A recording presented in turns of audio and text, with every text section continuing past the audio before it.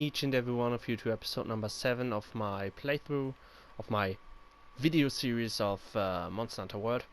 So, last episode we played the Morphax and we killed a Rathian. This episode it's longsword time. I mentioned that I might use the Rathian longsword, but I didn't, I thought it was a little bit too strong. And also, it would have been really annoying to farm up Rathians because I don't have a quest for Rathian right now. So what I did was I was just making an iron longsword, like I'm going to show that to you real quick. And I want to do something else here as well. So what I ended up doing is I'm just doing the standard ore tree a little bit further. So I have this iron katana 3 now. So next up are two things I cannot see right now. Another ore one and something from some monster. I think I know which monster this is, but yeah, I'll see. Anyways, something else I wanted to do here is forge palico equipment, because this stuff is very cute. You can make equipment for your cat, and like that would be the standard armor. I could have chosen that as my starting armor. Also like the bone armor, and the armor sets for these things are really fucking cute. And I'm just gonna, god damn it, it's ridiculous. They are so funny. I'm just gonna let's think. What do I want here? Maybe the Barath stuff. Oh, I can also already see the Anjanath armor for this thing. Obviously I can't forge that, and the Rathian armor. Then it got a cute little iron dress. So I guess let's see. I think I want this one. Yeah, let's go for. Yeah, I can do the whole thing. Let's just go for this.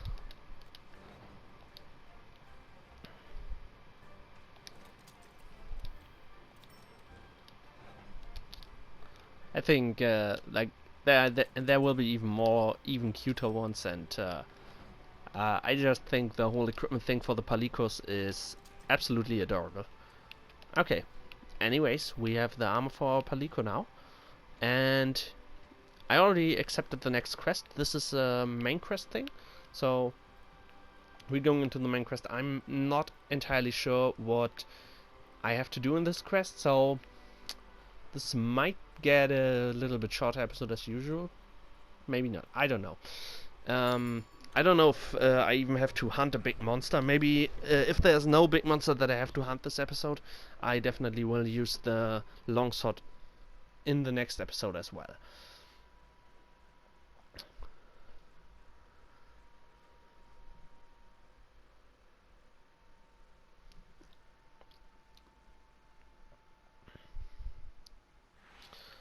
And now let's talk about this weapon, the longsword. One of my absolute favorite weapons in the game, and a weapon that I mentioned that earlier is an absolute pain in the ass if your teammates got this weapon and they don't know what they're doing. Because so the way this weapon works is you have your normal attacks that consist of overhead swings as your basically main sort of attack. You can go into a step like that. I can also after a step I can this upwards attack. I can go into a step after one hit as well, and I have a little special thing and that's pretty cool. If I press the triangle and the circle button together, I get this horizontal swing with this step, and I can control in which direction the step is going a little bit. And that's pretty cool. If you can, that move is really underrated in my opinion. Most people don't really know how to use it properly and don't use it that much, but if you know what you're doing, you definitely can use that ability, that move, to keep the offense going while dodging. So, and this is a more advanced weapon, and I can explain why that is so. Because this weapon got a little gimmick going for it. So when you hit your enemy... Oh, more footprints. By the way, let's talk about the main quest for a second. There's a researcher that's missing, and I have to find the researcher, so that's why I'm following footsteps.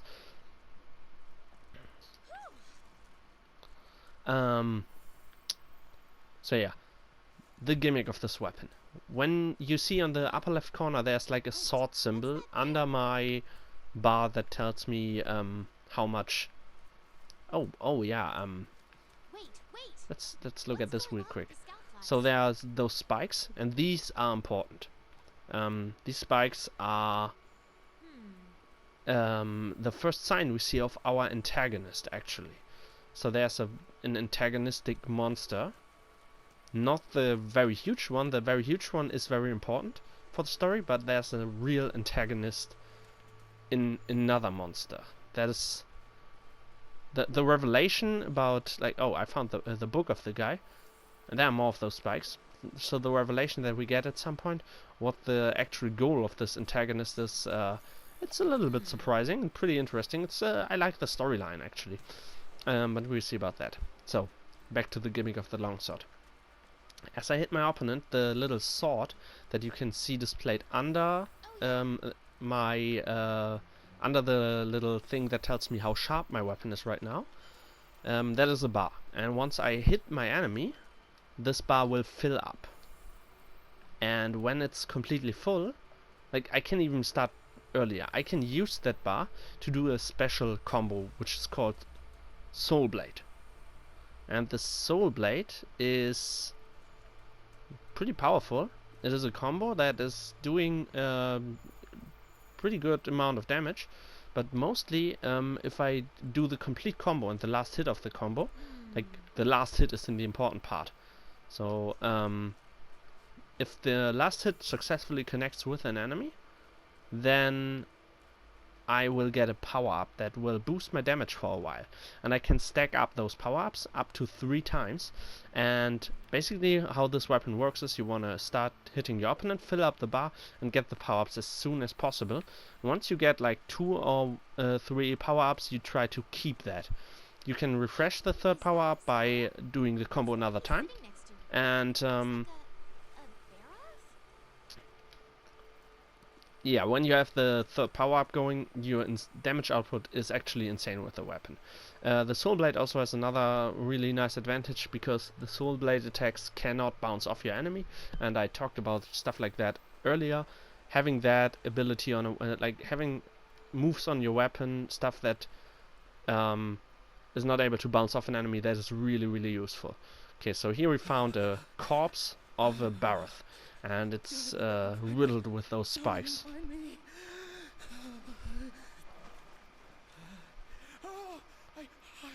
He's our antagonist. No, the Geratotus, that didn't kill the Barroth. It was So that's not our antagonist. That is just a random monster. He just told us it's not that one that killed the Barroth. It's eating the Barroth, yes, but something else killed the Barroth. And what killed the Barroth is actually one of my favorite monsters in the game, and yeah, as I told, the antagonist.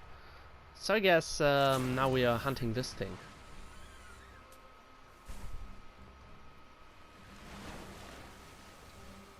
I think we saw that earlier when we fought the Barroth. New target. New target.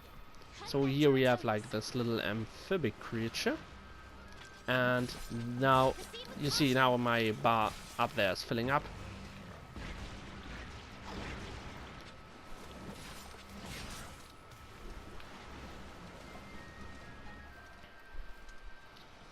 So this monster also is able to leave those mud trails that also the Barroth can leave. And this monster actually beats the Barroth in confrontations. There's the Soul Blade combo, and I didn't manage to get the last hit off, so I couldn't get the first power up. But I still used up my bar, so I have to stack a little bit again.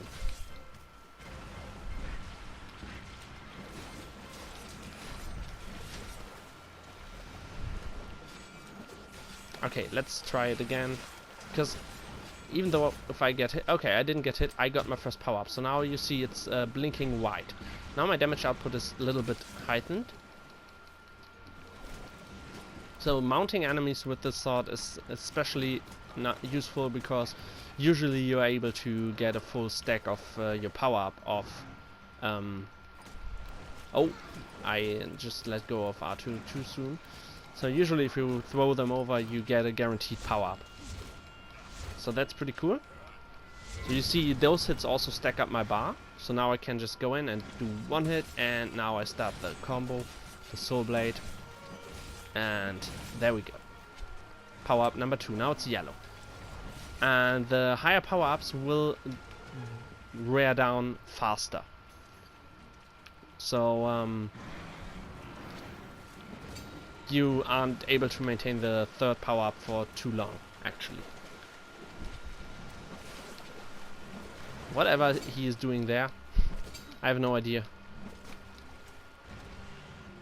Also, the Rathian longsword would have had fire damage, and fire is very effective against this monster. I'm pretty sure of that. I'm not 100% sure, but I think it was pretty good against this monster. Like, that is kind of a theme in Monster Hunter games. Like, fish-like creatures usually have a huge problem with fire damage. Okay, I need to just really quick... Oh, I don't need to use first aid mat. You know what? I'm going to be ballsy and just start to sharpen my blade, but... Well, it isn't even that ballsy because he's running away anyways. And whatever his plan was, I have no idea. Is he eating? No.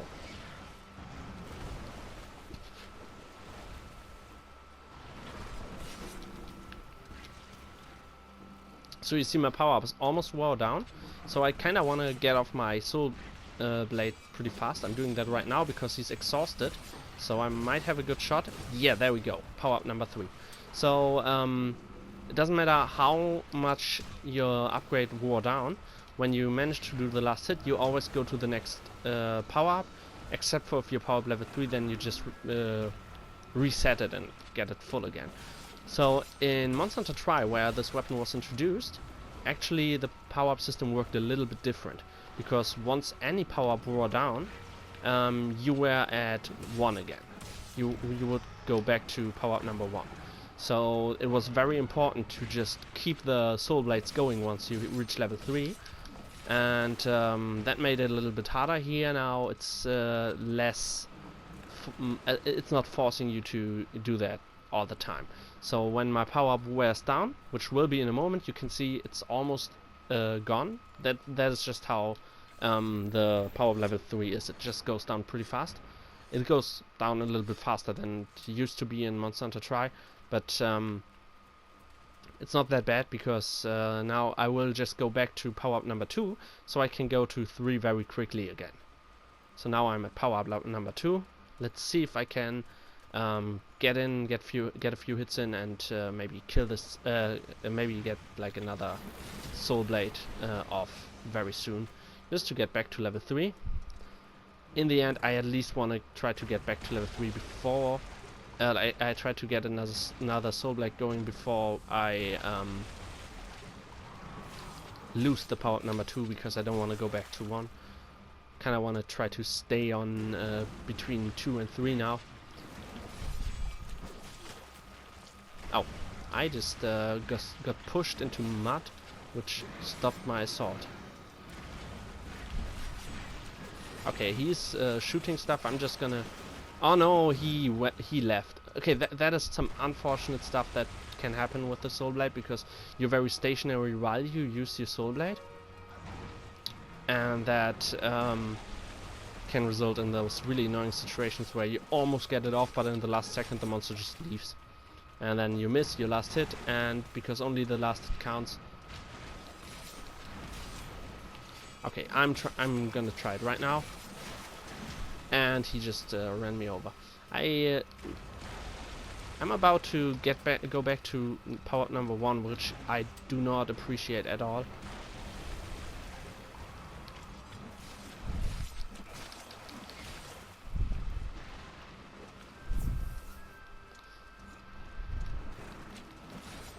Oh yeah, I remember this gimmick of this monster. It sometimes leaves trails on which you can stand and walk faster than you can in the water.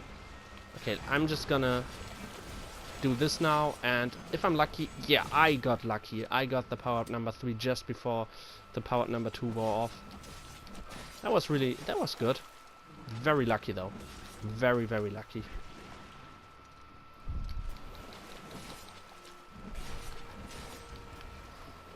And now let me talk about why this weapon is a pain in the ass to deal with if your teammates use it. So most people absolutely focus on the soulblade thing, and in general that's not a bad idea. Using the power-ups really increases your damage output, and the soulblade attack itself is also very useful. But hitting your teammates with the soulblade hits will result in them being staggered. They won't be sent flying, but they will barely be able to move when you hit them, especially if you just keep doing the combo and you just hit them repeatedly. So this is really cool. I can use those things actually to jump off and get jumping attacks in, which is pretty cool. Oh yeah, I fucked it up.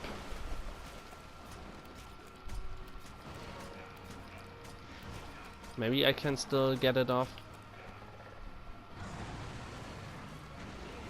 Nope. He threw me off. Don't sweat it. Pick yourself up and try again. Let me just I'm just gonna be ballsy and just sharpen my blade right here and right now. And it again wasn't really oh, he attacked the Barroth. They fight each other now.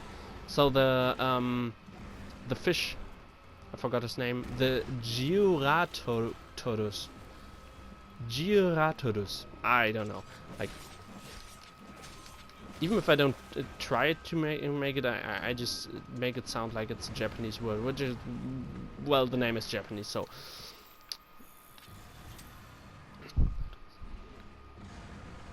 Geuratodus. I don't know. Yeah. So the Geuratodus wins the confrontation with the Barroth. The Barroth will get screwed over by the Geuratodus.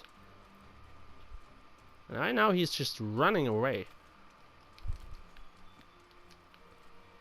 Just gonna collect some stuff here and there.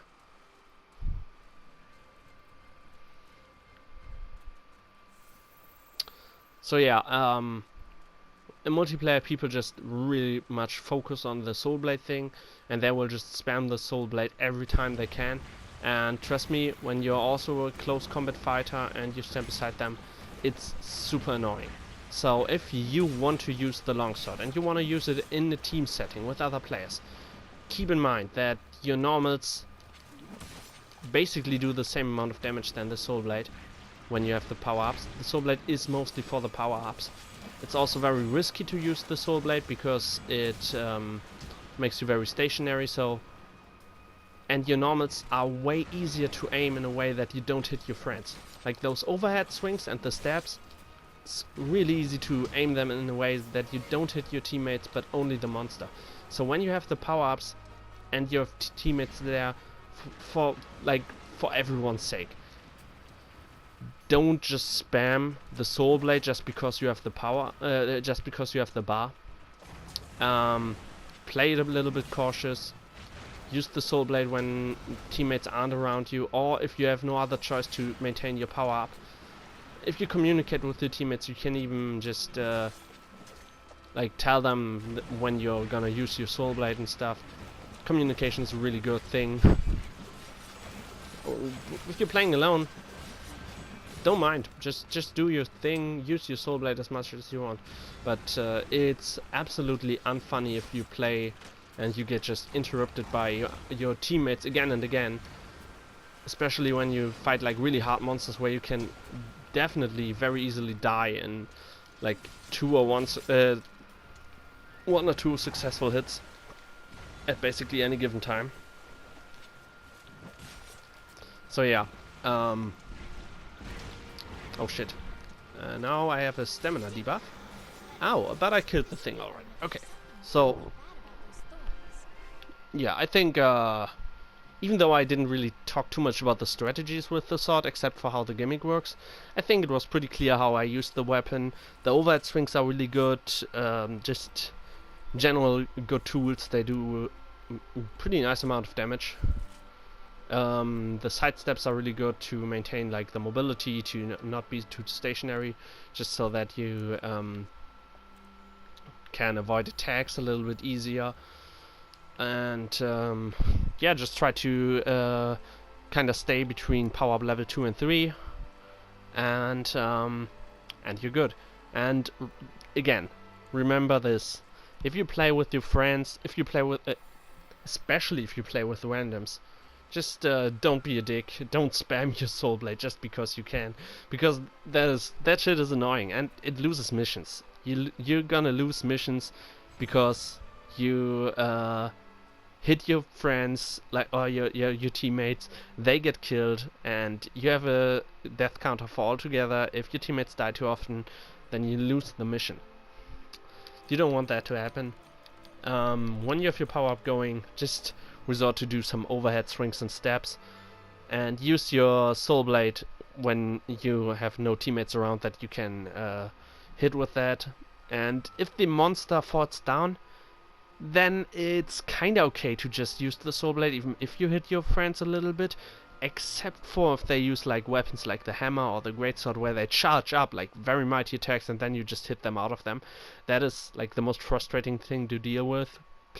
I just, like, a few days ago, I think yesterday, I played with a friend and I used the hammer and he used the longsword, and literally every time the monster fell down, I would just walk around charging up my hammer to get like a good swing in, and when I got close, he would just use the soul blade and stagger me, and I lose all the charges.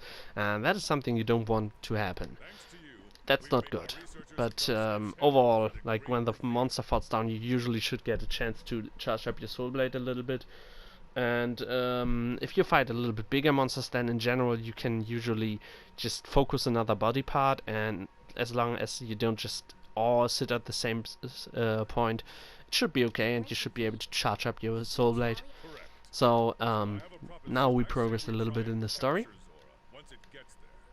So yeah, basically we have now a little bit more insight, and now they're talking a little bit about what they want to do. We want to follow this monster, and we found the tracks, and there's another monster that is hanging around there, our antagonist. And so now the Anjanath is the problem. I'm just gonna skip through the story dialogue stuff for the most part. And yeah, basically now Anjanath is the problem.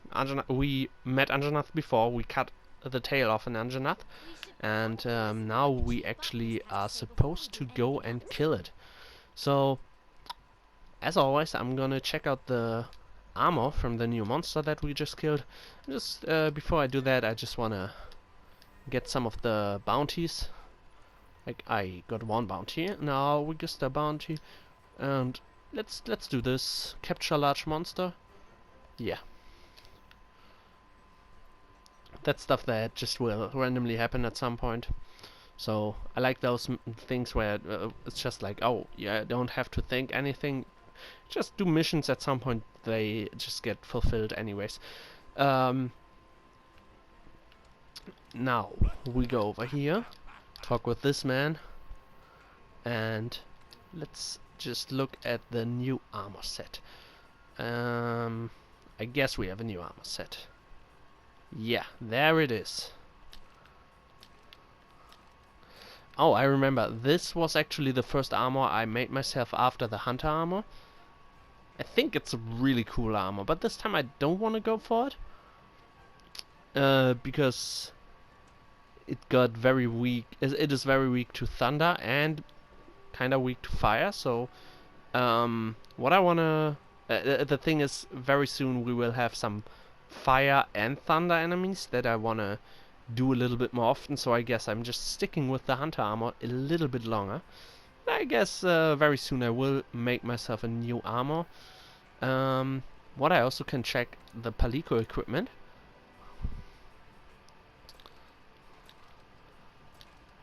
It's this thing. Pretty funny. I don't like it as much as many others. I like that this one got like a gladiator vibe, like a Roman gladiator thing going on a little bit. And the two-handed sword is pretty cool. Like, especially like with the flippers on the side that are the that form the edge of the blade. It's a pretty cool weapon for the Palico. The armors, I like the gladiator vibe, but overall most armor, like, there are way better armors, I think. I don't want to say most armors, but there are definitely plenty of cooler armors for the Palicos. And one last thing, let's look at the upgrade, because I think... No, it's not this one. Okay, I was wrong. Oh, I think I know what this is about. Let's check this out. This is the blade of the fish monster, but I wanna go for the Rathian blade and maybe this one, and maybe at some point also this one, because this is cool. But at some point we will have plenty of weapons for every kind of weapon, so I guess it's not a big deal.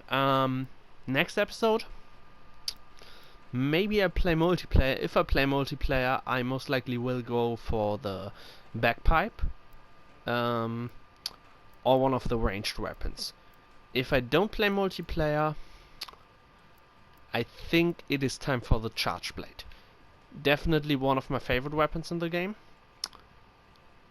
Let's just take a little look here and see what we can make. So we could go for the water weapon here, the Georatodus weapon. I just need a little bit more stuff to make this weapon, the charge blade from this guy. So and it should have like some kind of elemental damage. Yeah, water damage. You have water damage on that. That would be actually pretty nice. And then we can actually go into Rathian after that. And I really like the Rathian charge blade. Charge blade is also very gimmicky and pretty cool.